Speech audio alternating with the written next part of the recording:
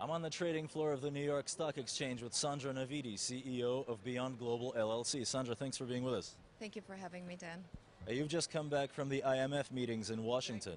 With the debt ceiling and the government shutdown, what was the mood like at these meetings, and what was the attitude toward the United States?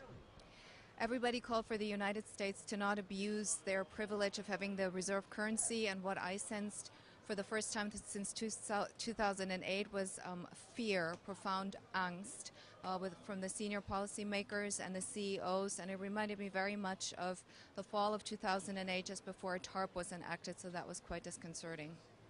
Now that the default has been averted, at least for now, what are the most pressing issues the U.S. faces? I think it's growth and unemployment, and we need growth also to reduce the debt load over time. And we are, like so many other countries, we're having demographic problems. The age pyramid, and so the problem is now that we are focusing so much on technical problems like the debt limit, which I frankly think should be abolished because there are no economic reasons for it, just political reasons, and most other countries in the world do without it. So we really need to focus on the fundamental real issues. China has called for a de-Americanization of the world. What implications does this carry for the U.S.?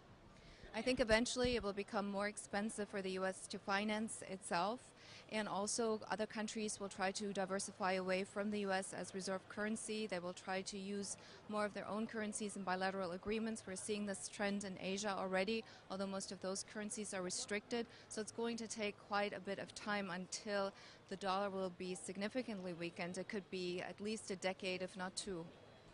When will the Fed now taper its bond buying program?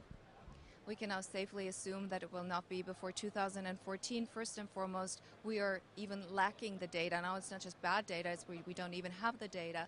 And then in January, Yellen will just have come in, and we will again face the problem of the debt ceiling, so I don't think it's going to happen then. So the earliest would be March, but I would almost assume it could be a little later than that.